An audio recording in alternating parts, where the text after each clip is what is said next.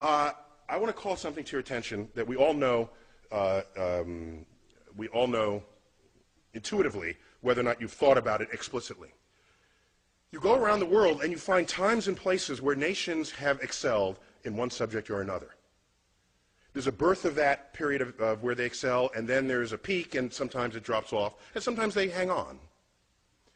And so you can ask the culture of that. What was going on in that nation to support those discoveries? And then what happened when they ended?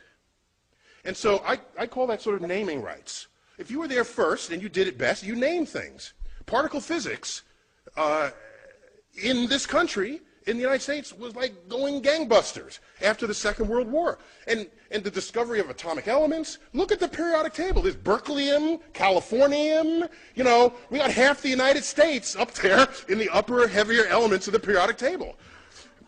Am I right there, Sir Weinberg? Okay, I don't want to. That's not because the world liked California or Berkeley. It's because the work was done here. It's because there was an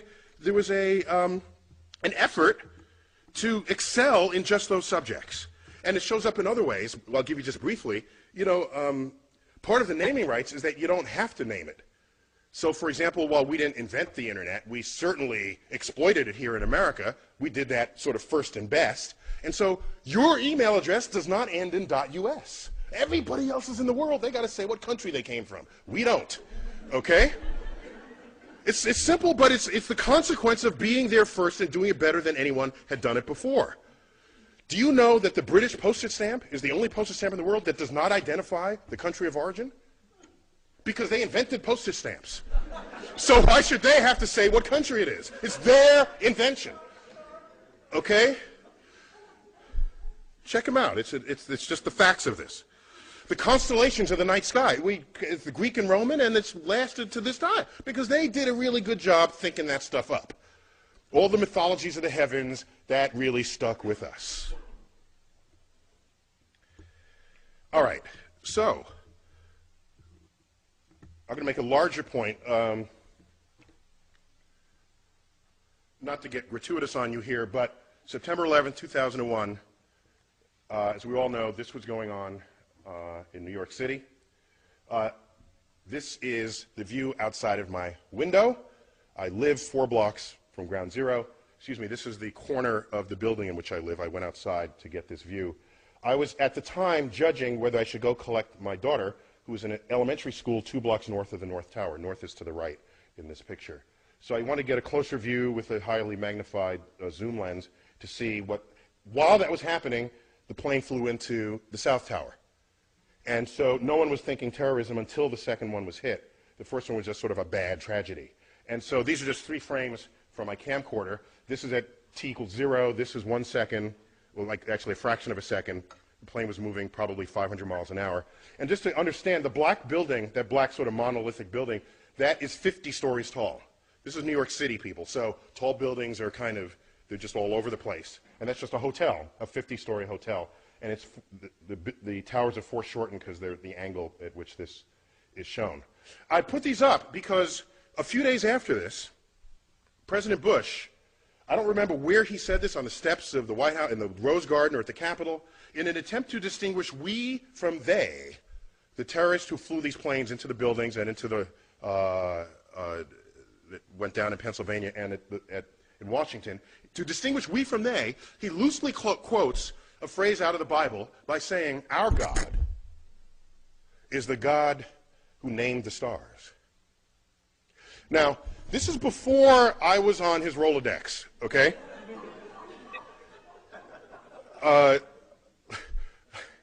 Because I could have helped him out there. The fact is, of all the stars that have names, 2/3 of them have Arabic names. So this was not, I don't think, his intent with that message. Okay? While the constellations are Greek and Roman, the names are Arabic, all right? And the list just goes on and on and on and on. And so where does this come from? How does this happen? How do you get stars named with Arabic names? How does this happen? And it happens because, of course, because Just catching up with myself here. Okay? It happens because there was this particularly fertile period that Professor Weinberg duly discussed. And around that period, that 300-year period, the intellectual center of the world was Baghdad.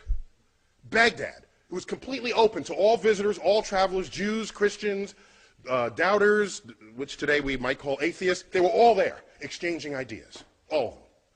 All of them. And it was that period where you had the advances in, like, engineering and biology and medicine and mathematics. All right? Our numerals are called what? Arabic numerals. Now, you ever stop and think about that? You know, who as in America, do we take pause at this? Why are they called Arabic numerals? Okay, they fully exploit the discovery of the zero, create a whole field called algebra, itself an Arabic word. Algorithm is an Arabic word. All this is going on, and it's all traceable, not to some long 1,000-year tradition in Islam. It's traceable to this 300-year period. This 300-year period. And then, so they had naming rights. The most expensive, beautifully carved astrolabes come out of this period. There's a great collection of these at the Adler Planetarium in Chicago, if you ever want to check them out. So navigation, celestial navigation, all of this is traceable to this period. And so something happened. And what happened, as was previously described, I was told, and forgive me for repeating from what you might have heard, 12th century kicks in, and then you get the influence of this scholar, al-Ghazali. All right? And so out of his work, you get the philosophy that mathematics is the work of the devil. And nothing good can come of that philosophy. That, combined with other sort of codification, philosophical codifications of what Islam was and would become, the entire intellectual foundation of that enterprise collapsed, and it has not recovered since. Over that period, all these books were translated into Arabic on a scale not seen since then. And so why am I even going here? Because I'm trying to explain to you that you fast forward, the dangers here is that you fast forward to 21st century America and ask, what influences are we feeling now? Because that naming period in Islam stopped and it never recovered. Because the way of thinking about the natural world, revelation replaced investigation. Okay? So I fast forward to 21st century, and what do you find? You get things like this. Okay? This is in America. All right? So now, what I find interesting is it's the level of passion that it requires to actually do it. You got to, like, pay for this. Okay? A sensitivity to the money aspect of it. But we all know tomorrow's economies will be founded on innovations in science and technology, and of course that gets cut short if we lose our civilization, as what happened in Islam in 1100. And the last thought I'll leave you with, which concerns me greatly, if you do the math, okay? You know, just look. You look at all the Nobel Prize winners there ever were, some even in this room, and ask how many were Muslim. And it's like one, maybe two. Okay, I think a second one was in economics. And the one we referred to was described earlier, the co-winner of the Nobel Prize with Professor Weinberg, Abdus Salam. And he's not Middle Eastern Muslim, he's Pakistani Muslim. Okay? Now, how many Nobel Prizes are won by Jews? It's like a fourth of the Nobel Prizes. Okay? Some high fraction of the total. And then you look, how many Muslims are there in the world? It's like 1 billion Muslims. How many Jews? 15 million tops. Okay? So you could ratio these numbers. Had Islam not collapsed in its intellectual standing in the year 1100, and you just do the ratios, they would have every single Nobel Prize today.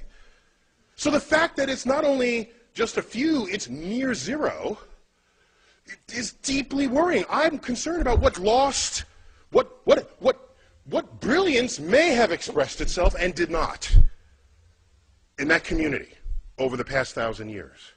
And so What I want to put on the table is why, so that's the end of my talk, but I want to put on the table not why 85% of the National Academy rejects God. I want to know why 15% don't. And that's really what we got to address here. Otherwise, the public is secondary to this. Thank you for your attention.